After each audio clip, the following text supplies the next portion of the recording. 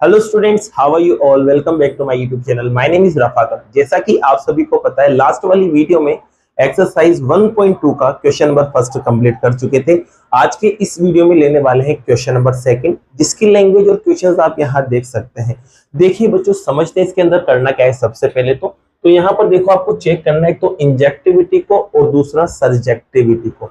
अब इंजेक्टिविटी और सर्जेक्टिविटी क्या होता है, तो इसका भी मैंने इंट्रोडक्शन दिया था। जब इंट्रोडक्शन की बात हुई थी तो मैंने बताया था जो वन वन होता है उसको ही आप क्या कहते हैं, इंजेक्टिविटी।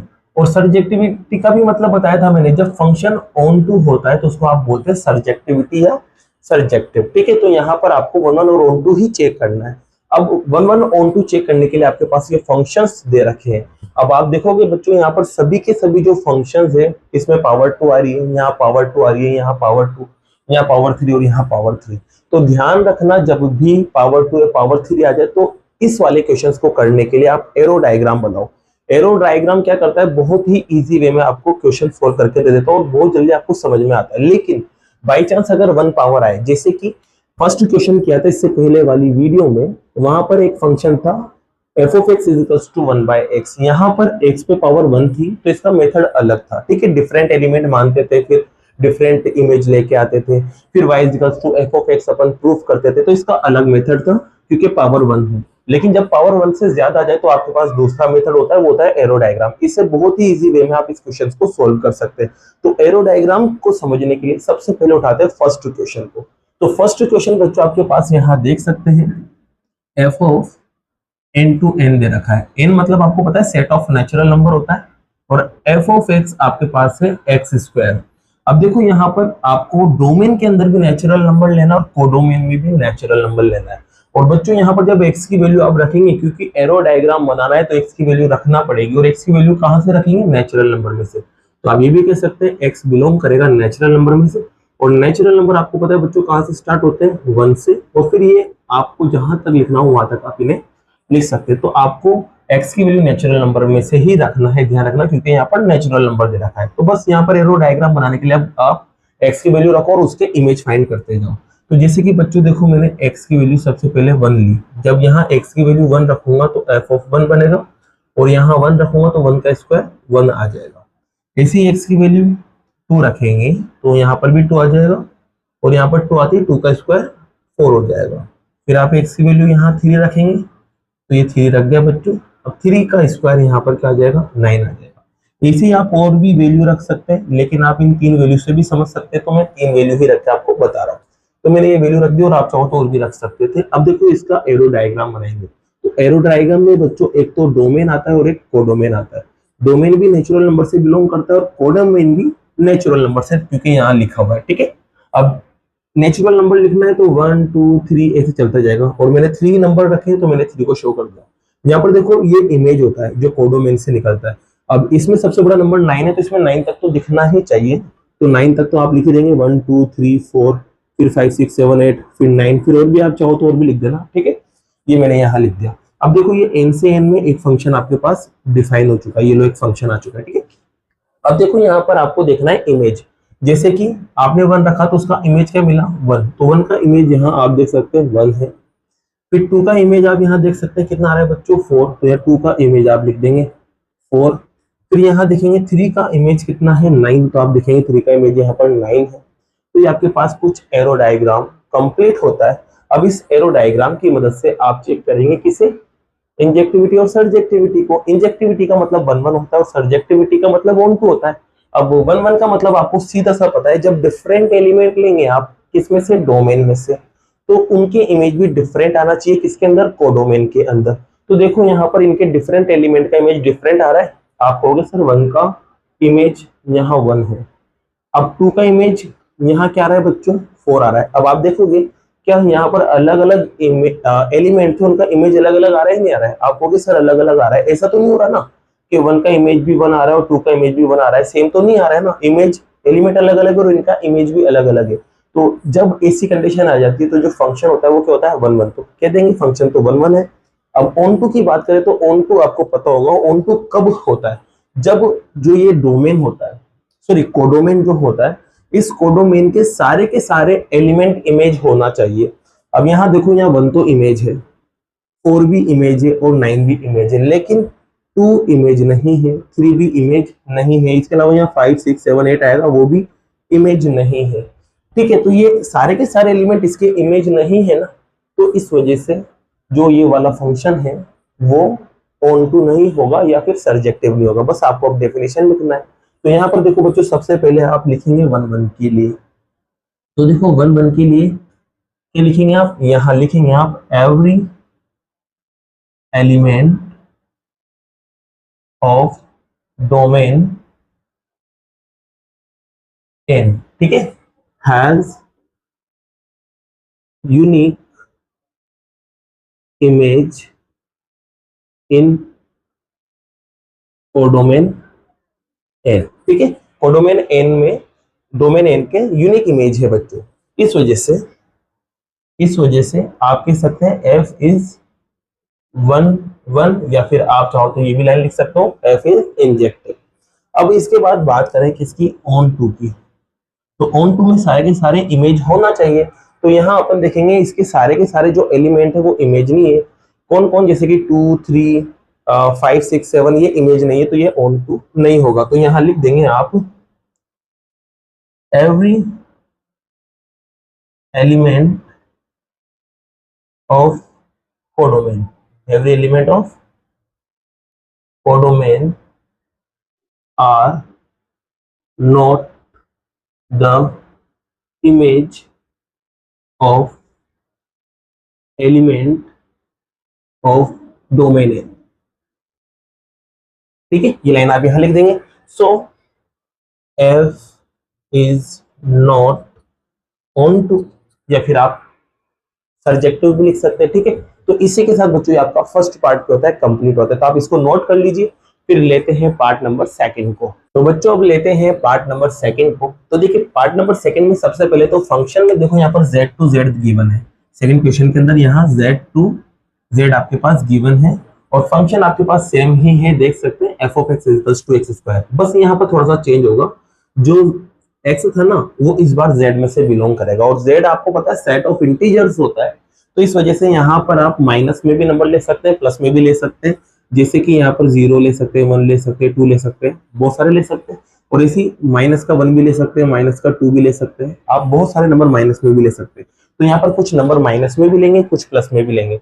तो जैसे कि बच्चों यहाँ पर ये मैंने 1 और 2 तो प्लस में ले लिया, अब यहाँ 0 ले लेता हूँ। जैसे 0 लूंगा बच्चों तो 0 का स्क्वायर क्या हो जाएगा, 0 हो जाएगा। अब माइनस में भी कुछ नंबर ले लेते हैं। तो जैसे कि मैंने x की वैल्यू यहाँ माइनस का 1 लिया, तो यहाँ पर भी -1 रखेंगे, और यहाँ -1 का स्क्वायर बच्चों आपको पता है प्लस का 1 होता है। ठीक है, फिर ऐसे ही x की वैल्यू आप माइनस का 2 रख देंगे। जैसे माइनस का 2 रखेंगे तो माइनस के 2 का स्क्वायर आपको पता है बच्चों क्या होता है, प्लस का 4 ही होता है। और ऐसे आप चाहो तो और भी वैल्यू यहाँ रख सकते हैं। ठीक है, तो मैंने यहाँ पर देखो इसको थोड़ा सा चेंज करता हूँ। मैं यहाँ पर माइनस वाले नंबर भी लेना पड़ेंगे मुझे और प्लस वाले नंबर भी लेना पड़ेंगे। तो देखो यहाँ पर, और यहाँ पर ये फंक्शन जो डोमेन और कोडोमेन था ना वो z से z में डिफाइन था, ये भी ध्यान रखना। अब z से z में डिफाइन है, इस वजह से यहाँ पर 0 भी ले सकते हैं, -1 भी ले सकते हैं, -2 भी ले सकते हैं, और आपकी मर्जी पड़े जहां तक लो। फिर 1 2 ये भी जहां तक आपका मन हो वहां तक लो। ठीक है, अब ये भी चेंज होगा बच्चों कोडोमेन भी। चलो कोडोमेन को भी चेंज करते हैं। तो कोडोमेन में भी माइनस में ही नंबर आएंगे, तो ये 0 आ गया, और क्योंकि z है तो माइनस में भी जाएंगे। तो माइनस का 1 माइनस का 2 ऐसे चलता जाएगा। ठीक है, और यहाँ पर प्लस का 1 प्लस का 2 प्लस का 3 प्लस का 4 ऐसे चलता जाएगा। ठीक है, अब इमेज बनाते हैं। क्या बनाते हैं बच्चों, इमेज। जैसे कि आप देखोगे 1 का इमेज 1 है, तो ये लो बच्चों 1 का इमेज यहाँ पर 1 से है। फिर बात करेंगे 2 का इमेज 4 है, तो बच्चों ये लो 2 का इमेज यहाँ पर 4 आ चुका है। फिर बात करते हैं 0 का इमेज, तो आप कहोगे सर 0 का इमेज 0 है। फिर यहाँ पर बात करें -1 का इमेज क्या है, प्लस का 1, तो यहाँ देखो ये -1 का इमेज प्लस का 1 आ गया। ठीक है, फिर बात करें -2 का इमेज भी 4 है, तो ये लो -2 का इमेज क्या आ गया, 4 आ गया। तो आपके पास कुछ एरो डायग्राम ये कंप्लीट हुआ। अब एरो डायग्राम आपके पास बन चुका है ना, तो बस आपको देखना है 1 1 और ऑन टू। चलो इसको पकड़ते हैं। सबसे पहले 1 1 कहता है कि डिफरेंट डिफरेंट एलिमेंट लो और उनके इमेज भी डिफरेंट डिफरेंट आना चाहिए। जैसे कि मैंने यहाँ पर ये सारे एलिमेंट देखो, जैसे कि 2 और माइनस का 2 और ये प्लस का 2, ये दोनों डिफरेंट है ना, आप कह सकते हैं सर डिफरेंट है, अलग अलग है। अब इनके इमेज देखो अलग अलग आ रहे हैं क्या, तो -2 और 2 का इमेज देखो अलग अलग आ रहे हैं। आप कहोगे सर अलग अलग नहीं आ रहे, इमेज एक ही आ रहा है। और वो है 4, एक ही इमेज आ रहा है ना। ऐसी बात करें माइनस का 1 प्लस का 1, इन दोनों को देखेंगे तो ये दोनों डिफरेंट डिफरेंट थे। इनका इमेज देखो, इनका इमेज एक ही आ रहा है, तो आप कहोगे सर इसका इमेज एक ही आ रहा है, अलग अलग नहीं आ रहा है। तो इसका मतलब यहाँ पर अलग अलग इमेज का, अलग अलग एलिमेंट का इमेज अलग अलग नहीं है। इस वजह से यहाँ पर आप कह देंगे कि ये 1 1 नहीं है। अब 1 1 तो काम खत्म हो गया। ऑन टू की बात करें कि ऑन टू है या नहीं है, तो ऑन टू में क्या होना चाहिए, सारे के सारे जो एलिमेंट्स है उनका इमेज होना चाहिए। अब यहाँ देखो माइनस वाले जितने भी नंबर्स है उनका तो इमेज ही नहीं बन रहा है, और यहाँ पर बात करें तो 2 3 का भी इमेज नहीं बन रहा है। तो इसका मतलब सभी एलिमेंट्स का इमेज नहीं है कोडोमेन के अंदर, तो ये ऑन टू भी नहीं होगा। तो ना तो ये 1 1 है और ना ही ऑन टू है। तो बस यहाँ लाइन क्या लिख देंगे यहाँ, every element of domain n has not unique image in codomain n, z आ जाएगा, बस यहाँ पर ध्यान रखना। so f is not 1 1, ठीक है, तो ये 1 1 नहीं है। और यहाँ पर सेम लाइन आ जाएगी बच्चों के, कोडोमेन के जितने भी एलिमेंट है वो इमेज नहीं है डोमेन z के, ठीक है, यहाँ पर z आ जाएगा, बस ध्यान रखना। और यहाँ पर भी कोडोमेन z आ जाएगा। तो इस वजह से ये आपके पास क्या होगा बच्चों, ऑन टू भी नहीं होगा। तो इसी के साथ आपका सेकंड पार्ट कंप्लीट होता है। इसको आप नोट कीजिए, फिर नोट करने के बाद लेते हैं पार्ट नंबर 3 को। तो नोट कर लिया होगा।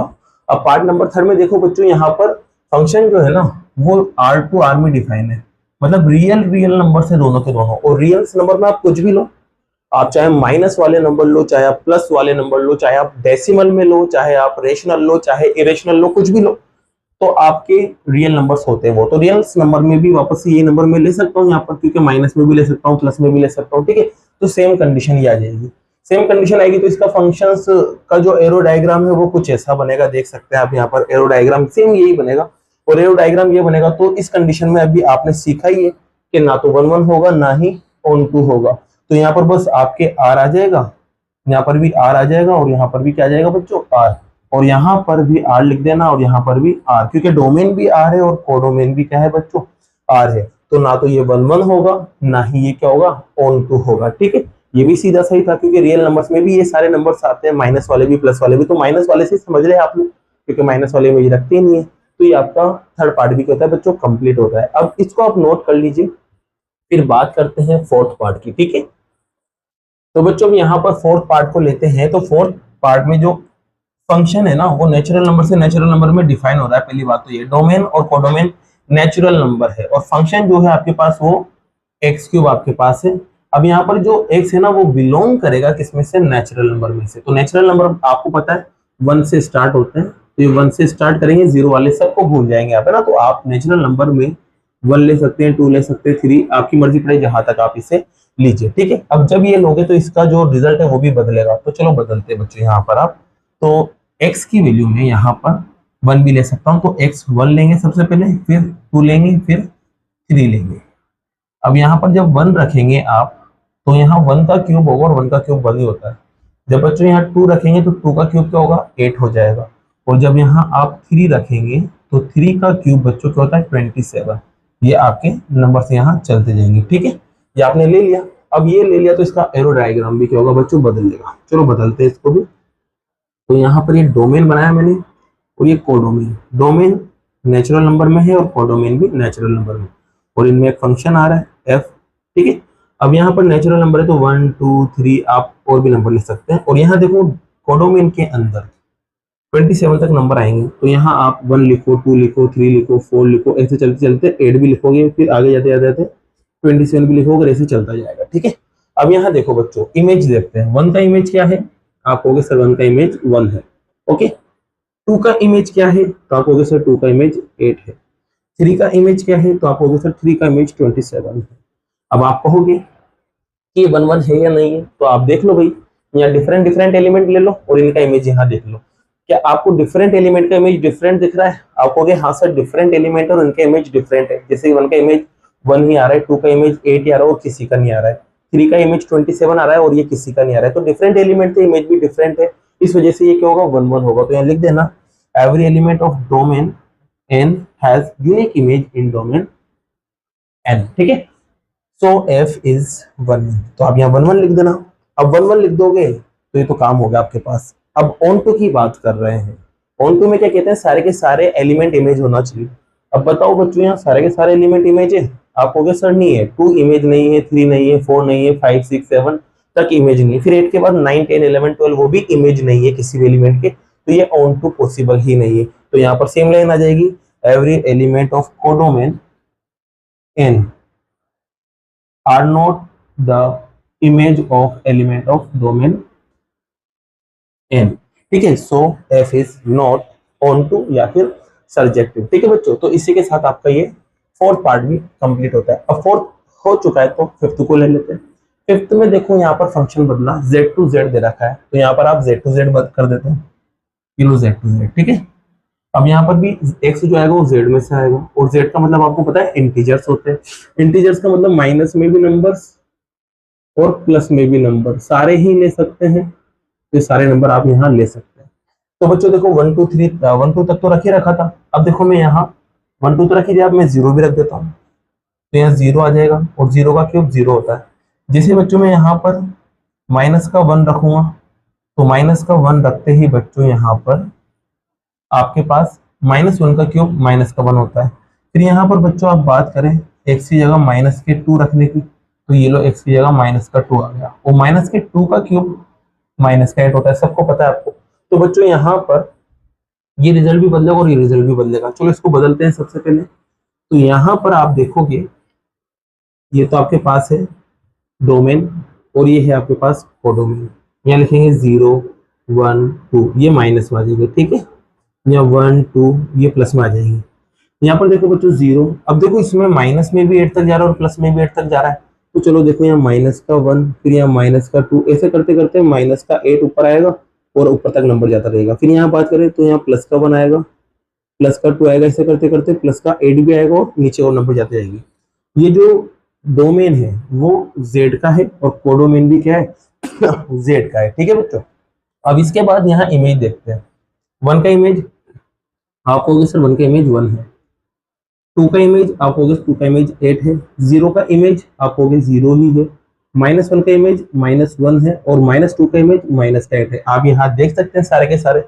अब आप देखोगे यहाँ अलग अलग एलिमेंट और इनके इमेज भी अलग अलग आ रहे हैं ना, देख सकते हैं अलग अलग एलिमेंट और अलग अलग इमेज आ रहे हैं। 5 एलिमेंट और 5 इमेज है, तो अलग अलग हो गए ना, इसका मतलब ये जो है 1 1 होगा। तो यहाँ वापस से सेम लाइन लिख देना, बस यहाँ n की जगह आप z लिख देना, और यहाँ पर भी आपके लिख देना बच्चों z, और ये क्या हो जाएगा 1 1 हो जाएगा। ऑन टू की बात करें तो सारे के सारे नंबर एलिमेंट होना चाहिए।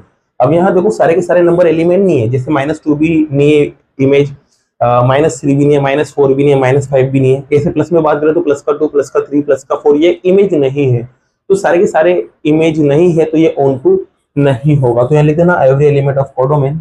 अब कोडोमेन क्या है बच्चों z are not the image of element of domain z। ठीक है, so f is not onto. ठीक है, तो ये आपका फिफ्थ पार्ट भी क्या होता है बच्चों कंप्लीट होता है। अब बाकी के जो क्वेश्चंस है वो नेक्स्ट वीडियो में करते हैं। अगर वीडियो पसंद आई और ये सारे क्वेश्चंस आपको समझ आए तो वीडियो को लाइक कीजिए, चैनल को सब्सक्राइब कीजिए। Thank you so much.